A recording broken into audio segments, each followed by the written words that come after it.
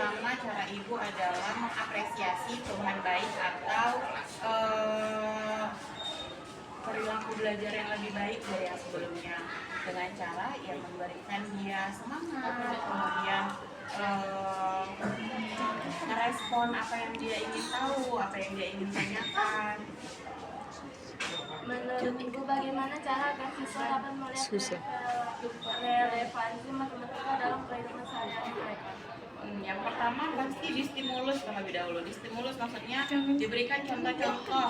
Salah satunya misalnya lagi belajar aritmatika sosial. Aritmatika sosial itu tentang untung dan rugi. Jadi distimulus dulu dalam kehidupan sehari-hari, dipancing. Pernah nggak sih melihat untung dan rugi? Contohnya misalnya seperti ketika berjualan di bazar. Untung itu apa, rugi itu apa, dibawa dalam kehidupan sehari-hari. Menurut Ibu, bagaimana cara agar siswa dapat melihat bagaimana Ibu menangani kesalahan siswa dalam mengerjakan soal, dan bagaimana kesalahan itu bisa menjadi alat pembelajaran?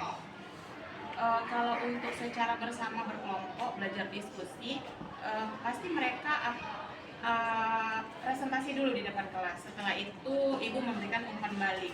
Ketika jawabannya salah atau ada yang perlu diperbaiki, bisa ditanyakan ke teman-teman yang lainnya jawaban benarnya apa, sehingga bisa jadi pembelajaran bersama. Atau ketika tidak ada yang bisa menjawab, maka ibulah yang mengarahkan yang lainnya untuk memberikan informasi yang lebih benar. Namun kalau untuk tugas pribadi, dikoreksi tugasnya, kalau salah diambil aja siswanya. Ditanya salahnya ini kenapa bisa menjawab seperti ini, apa alasannya, sehingga ibu bisa tahu dia kurangnya di mana. Apa yang Ibu lakukan untuk meningkatkan hasil belajar siswa secara keseluruhan di kelas matematika? Yang pertama pasti ibu harus mencari tahu masalahnya di mana, masalah nilainya rendah itu di mana. Apakah di cara ibu mengajar, atau apakah di motivasi dirinya sendiri, atau apakah lingkungannya yang membawa dia ke jalan yang buruk, ya. Jadi dievaluasi dulu satu-satu. Setelah itu kalau misalnya ternyata cara ibu mengajar yang tidak masuk dengan cara dia belajar, berarti ibu harus mengubah metode pembelajaran yang baik. Atau misalnya motivasinya yang kurang, berarti ibu harus mencari apa sih yang diminati, apa sih yang dia sukai. Atau misalnya kalau belajar dia sukanya bermain, berarti ibu harus memberikan permainan dalam pembelajaran supaya dia termotivasi dalam belajar. Atau kalau misalnya dia punya lingkungannya yang nggak baik sehingga membuat dia belajar itu menjadi berkurang minat belajarnya, maka ibu bisa menjadi teman curhatnya untuk sementara waktu, sehingga membuat dia mengungkapkan apa sih sebenarnya yang ada di dalam pikiran dia, sehingga dia tidak terbebani dengan masalah-masalah pribadinya. Lagi bisa nanti belajar dengan baik. Apakah Ibu memiliki rencana untuk mengubah atau mengembangkan cara mengajar matematika di kelas? Iya, tentu. Setiap guru pasti akan melakukan itu, terutama di pembelajaran matematika. Karena kenapa kita melakukan perubahan sesuai dengan zaman apa sih yang dibutuhkan di pembelajaran kita saat ini.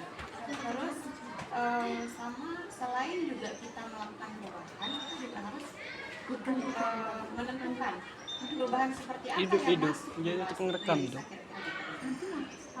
Itu tetap ngerekam nih. Bagaimana Ibu memanfaatkan teknologi dalam proses pembelajaran matematika? Ini bagus sekali, karena matematika memang jarang banget pakai teknologi, gitu ya. Pelajaran matematika yang bisa dipakai teknologi diantaranya itu pakai Excel. Pakai Excel untuk apa? Untuk buat diagram lingkaran, diagram batang, diagram garis, seperti pelajaran kurikuler kemarin. Atau di kelas 7 itu ada materi pembelajaran diagram penyajian data dalam bentuk diagram batang, diagram garis, sama diagram lingkaran. Itu bisa digunakan pada memanfaatkan teknologi di pelajaran matematika. Menurut Ibu, apa saja kelebihan dan kekurangan dari metode pembelajaran yang Ibu terapkan selama ini? Oke. Untuk kelebihannya terlebih dahulu ya.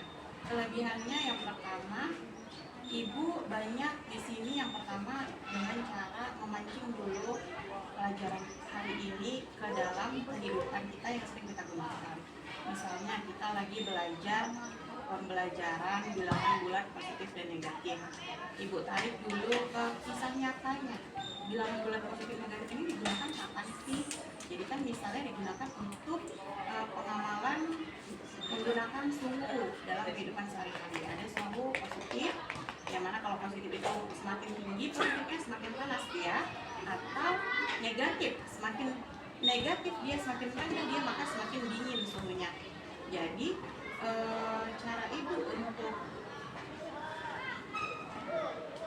maksudnya kelebihannya adalah dengan cara ibu menjelaskan seperti itu mereka jadi bisa lebih paham apa sih, kapan sih digunakan pembelajaran ini dalam kehidupan sehari-hari.